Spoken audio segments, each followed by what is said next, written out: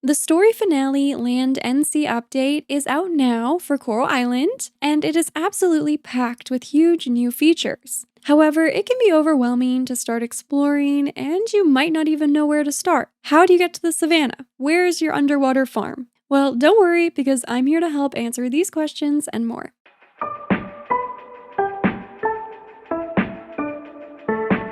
Hello friends, welcome back to my channel. I'm Sarah Sunstone, and today we have a brand new episode of Wish I Knew,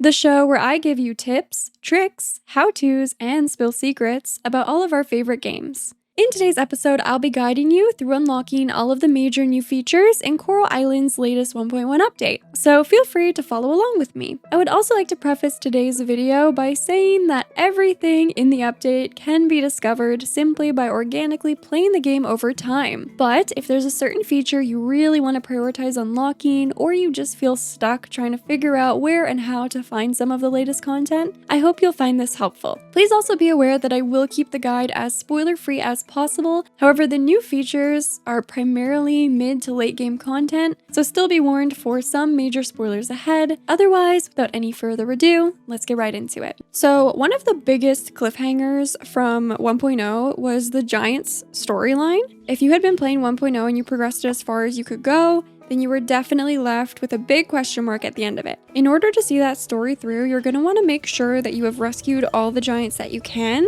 So that involves, in this order, the Earth Giant, the Water Giant, the Wind Giant, and the Fire Giant.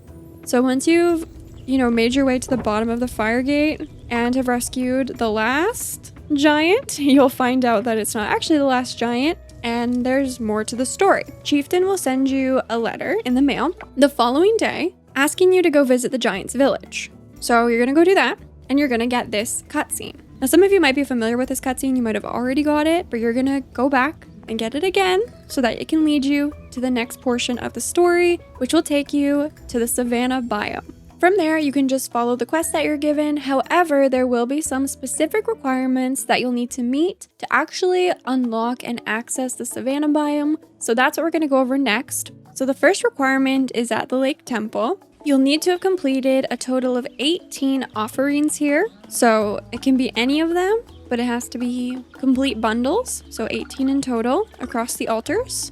Once you've done that, you'll be able to access the savannah, technically. But in order to physically get there, you actually have to visit this spot on the map. So if we pull that up, it's literally as far north as you can possibly go here. It's between the Lake Temple and the Wildlife Enthusiast house, so Paul, Ann, and Zoe's house, right here, between these two cliff tops. So once you get here, you're going to equip your pickaxe, and you're going to give it a few hits.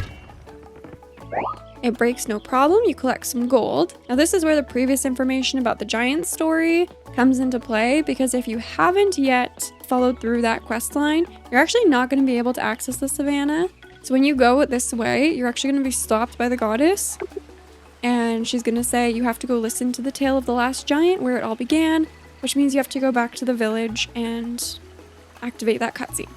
So no problem. Now there's one other thing related to the savannah that you'll need to do if you want to access the Cave of Memories, which will be imperative for continuing the giant story and also for experiencing the full game, because the caves are huge. Some of these altars have been revamped since 1.0, so now if you look at the advanced altar, this is what you have to complete to unlock the Cave of Memories. So you need to complete the offerings for barn animals, coop animals, basic cooking, basic artisan, fruit plants, and monster loot. These shouldn't be too difficult to do as long as you have your ranch animals. It's pretty basic products that you'll need. These are essentially 1-ingredient recipes.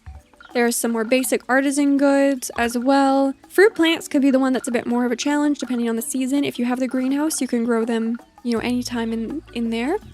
And then the monster loot can be a bit of a challenge depending on your drop rates, but you can, get all of these in the mines from just battling the monsters. So once you complete this, you'll unlock the Cave of Memories, and once you've done that, you can explore everything the Savannah has to offer. So next up, you might be wondering how to unlock the town attractions. So this includes the recycling center, the ramen shop, lots of fun additions to the town. So first and foremost, you'll need to have reached rank A in your town. So you can check your town rank right here, and it'll show your progress and exactly how many points you need to get to the next rank, as well as what is contributing over here. So essentially, you're gonna want to focus on museum donations, healing all of the coral sites in the ocean, and completing basically all of the bundles of offerings at the Lake Temple to get you to that A rank. A special note that when you complete collections of items at the museum, so say like all the gems, you'll get bonus points. If you're doing the math, you're wondering how the heck am I gonna get this many points? You will get bonus points for completing collections at the museum. You'll also get bonus points for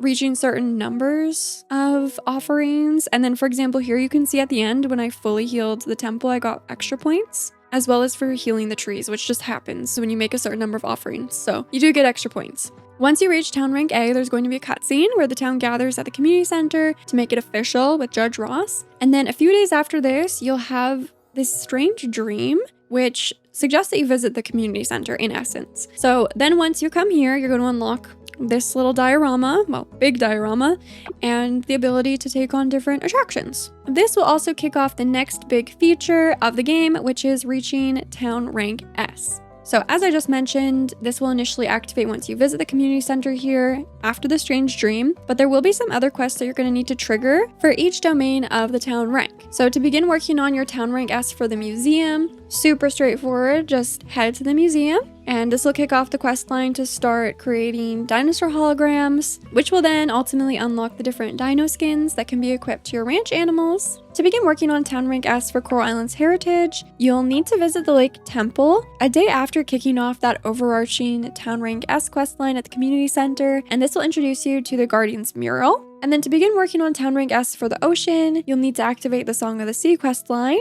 which involves making offerings to various orchestra sites. This questline will kick off when you visit the ocean, but only after completing the Resupply Merfolk Kingdom quest, which I actually have active right now here, which we'll talk more about next, because now we're going to talk about how you unlock your ocean farm, which is right here. You're going to get your own fast travel for it too, so don't worry. It's very close to the Merfolk Kingdom as well. Again, to unlock the ocean farm and associated mechanics, you must first have reached Town Rank A, but a few days after, you're going to receive a letter from King Krakatoa in your mailbox, which requests your presence in the Merfolk Kingdom.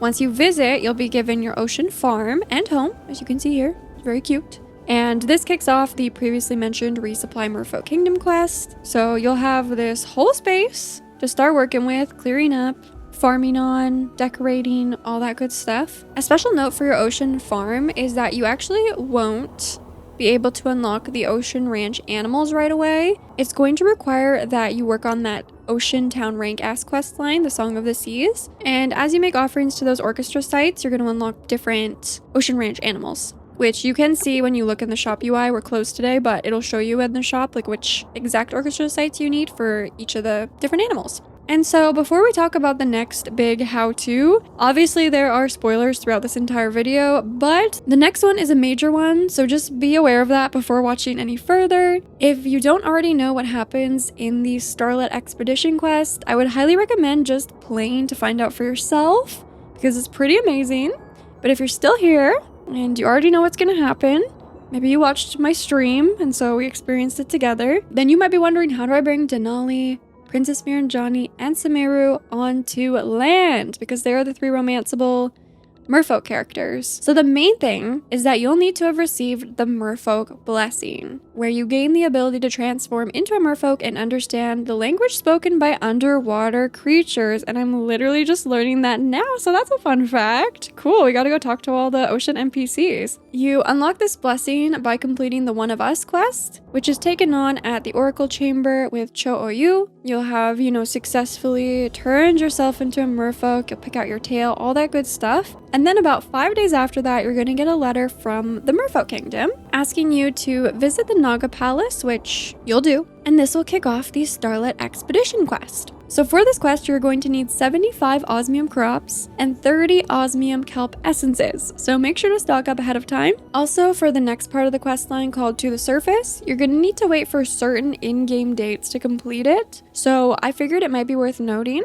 The dates are going to be shown, this is a different part of the quest, but they're the same dates. That will be shown in your quest tab too, so don't worry. Spring day 8 to 14, summer day 22 to 28, fall day 22 to 28, and winter day 22 to 28. So you have to wait for these dates to actually bring the merfolk to the surface. In the quest description, it tells you to visit the 10-meter diving spot, and if you interpret it on land, you might have a mini panic because you're like, nothing's triggering, nothing's activating. But what you need to actually do is reset the enter location of your anchor and then dive in, and you will be all good to go. So next up, if you are trying to figure out how to unlock the cellar, which is here right next to your home, this is yet another feature that you'll need to have reached town rank A in order to do so. Once you reach town rank A, you should almost immediately receive a letter in your mailbox from Jeff Smith, which will give you the key to your brand new cellar. And that's actually going to show up here as a special item, so you don't have to worry about equipping it or storing it or anything like that. It's permanent, it's on you at all times, you're good to go. And then you can simply enter the cellar, and then you'll have access to the upper portion of your cellar. So super straightforward, super easy once you've reached town rank A. You basically don't need to do anything. Of course, reaching town rank A itself is not easy whatsoever. It's definitely a big accomplishment that you should be very proud of. Finally, for today, if you're curious how to unlock Hangouts with the different dateable characters, emphasis on dateable because right now the Hangouts are only available for the dateable characters. They'll be immediately available as long as you have a minimum of 3 hearts with that specific character. You can check that on your relationship tab under the townsfolk. You can actually sort the islanders by eligible partner just to make your life a bit easier. And then as long as you have 3 hearts with each of the characters, you can go on Hangouts with them. So all you have to do is go up to that character and it'll prompt you to ask them on a Hangout. You can invite them to hang out. And then you're brought to this beautiful map with all the different activities. So you can pick from the different locations as well as the different activities at those locations. Some of them are free. You can just do simple hangouts. Some of them cost a little bit of coral coins because you might, purchase a drink or a meal or something. And then there'll also be some that are completely locked until you're actually officially dating that character. So you've gifted them a locket. It's also worth noting that there will be more options and potentially locations that'll pop up as you progress through the game. One example would be like the hot spring won't be available until you've unlocked the hot spring and restored it. But there are others too that'll come later on that I won't spoil for you. So it's super simple. All you have to do is, okay, what do we want to do with Macy? I always see Macy drinking a coconut drink, so let's drink some coconut drinks. So Macy says, sure, why not? Always a good time when we hang out. We're good to go. We're hanging out at the beach. Super cute. We're going to the beach shack. Gonna go pick up some coconut drinks. Oh, look, Sunny's here. Some other tourists are here too. That's cool. Having a cute little drink. Looks super yummy and hydrating. Little hydration reminder for everyone. We head out together. We have a little debrief. That was super fun. Maybe we can go again sometime. So the hangout went well. And then we get the message that your connection with Macy is growing stronger. So this is a great way to build connections further with the different islanders and have cute little moments and scenes to enjoy. So you are going to be limited to 2 hangouts with each character per week. And that is indicated on their profile next to the gifting limit. So it's the same as the gifts. You can gift 2 gifts per week, 2 hangouts per week. So hopefully this video helped you guys out with getting started with all of the exciting new content in 1.1. There is a lot to explore, and it can definitely be overwhelming if you're jumping into it all at once. If you're an earlier game, seriously, just focus on enjoying it and making your way towards town rank A. Explore the progression of the island, all the new wildlife, the new hangouts, all of the books being added to the library. Focus on enjoying all of those things. And then look forward to all the big snazzy features once you get to that rank A. And again, just have fun, you guys. Well, there you have it, friends. I hope you enjoyed the latest episode of Wish I Knew and found this guide helpful for accessing the exciting new content included in Coral Island's latest update. Let me know down in the comments which of these major new features you're most looking forward to exploring yourself, or which one is already your favorite new addition. Anything and everything, you know I always love hearing from you. Please go ahead and shine the lovely like button if you found today's video helpful. And with all that being said, thank you so much for watching. I love you all. And until next time, take care.